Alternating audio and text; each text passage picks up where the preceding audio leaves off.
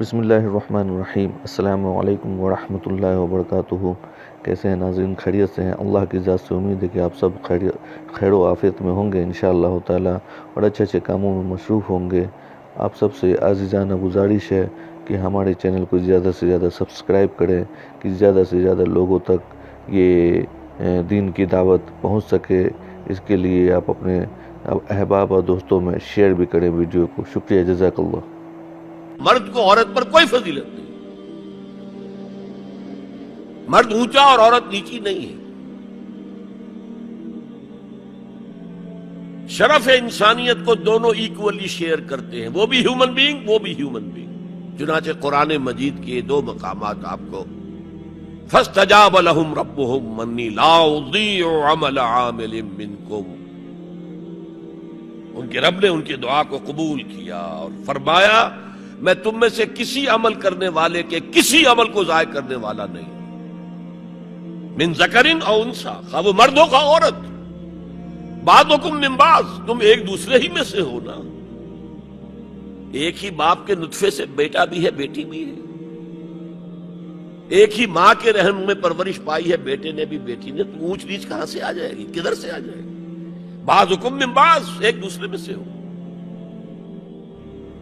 مساوات مرد و زن کے اس نظریے کو سمجھ لیجئے۔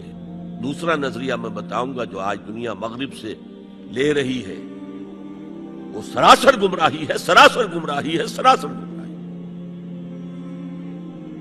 لیکن نیکیوں کے میدان کھولے ہوئے ہیں مردوں کے لیے، عورتوں کے لیے۔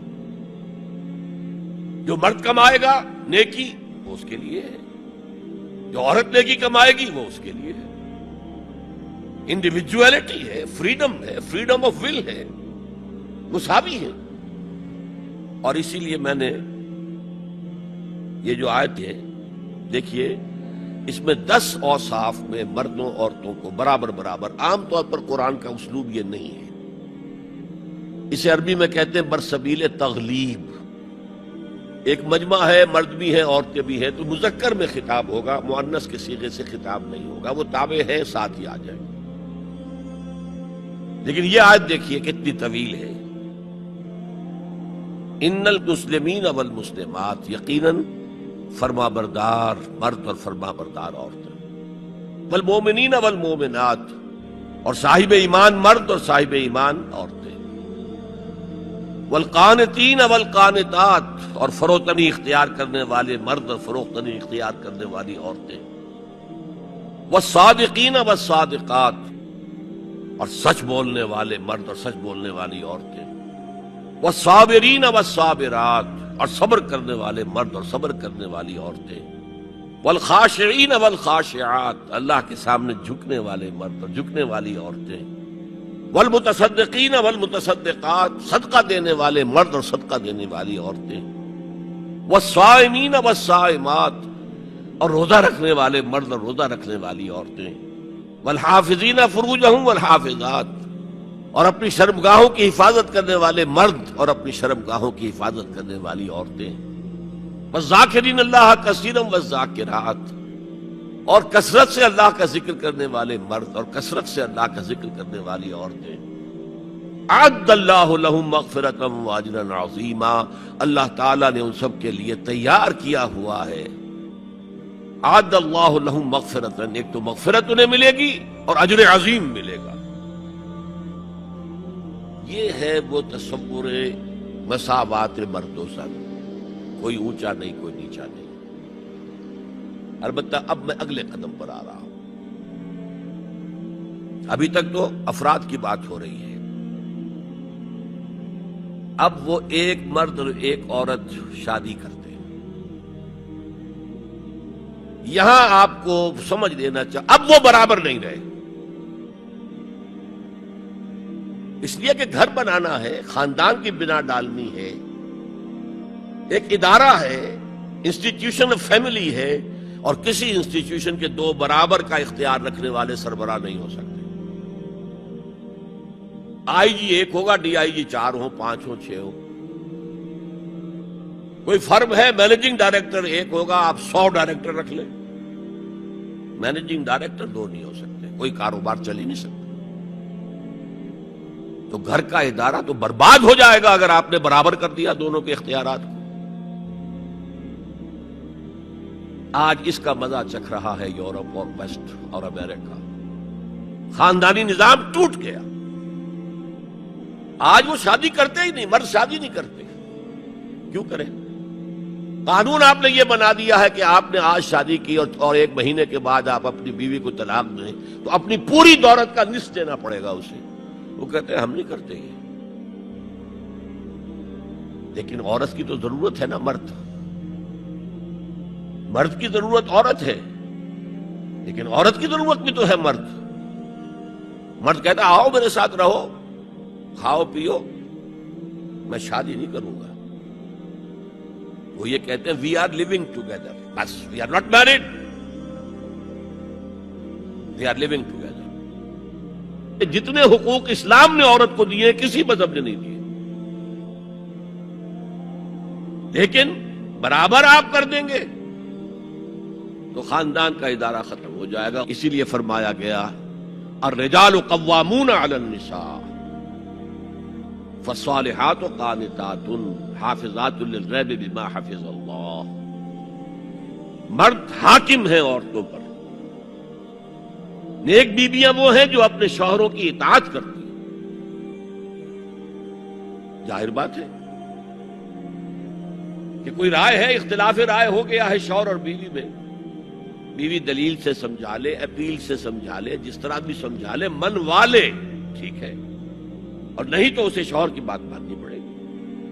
تو نیک بیویاں تو وہ ہیں جو اپنے شوہروں کی اطاعت گزارے، اس سے وہ بانڈ جو ہے مضبوط رہتا ہے۔ پھر اسلام نے اتنا منصفانہ نظام کیا ہے قائم، جب اللہ نے مرد کو بنایا طاقتور زیادہ، اور عورت کا حسن یہ ہے کہ وہ نازک ہو، لہذا بھاری بوجھ اس پر نہیں ڈالے۔ ملک کا ڈیفنس مردوں کا ذمہ داری ہے، نان نفقے کی فراہمی مردوں کی ذمہ داری، عورت کی نہیں ہے۔ عورت کا کام ہے گھر میں رہے، شوہر کے لیے اچھا ماحول پیدا کرے۔ اب اگر دن بھر 8 گھنٹے عورت بھی کام کر کے آئی ہے، کسی باس نے بھی جھڑک دیا ہوگا، کچھ اور ہوگا، تھکی تھکائی اور طبیعت تقدر لے کر آئی ہے، مرد کا بھی یہی حشر ہے، گھر میں جائیں گے تو کیا ہوگا؟ لڑیں گے۔ لیکن گھر میں رہی ہو عورت، پھر بچے آ جاتے ہیں، 1 بجے آ گئے، ماں باپ دونوں آئیں گے شام کو 6 بجے، 7 بجے، 8 بجے۔ بڑے بڑے شہروں میں تو وہاں پر 2 گھنٹے تو لگتے ہیں گھر پہنچنے میں۔ یہ بچے کیا کریں گے؟ کس قسم کے تجربات کریں گے؟ یہ سارا بیڑا غرق ہو رہا ہے۔ عورت کے ذمہ نہیں ہے کام کرنا،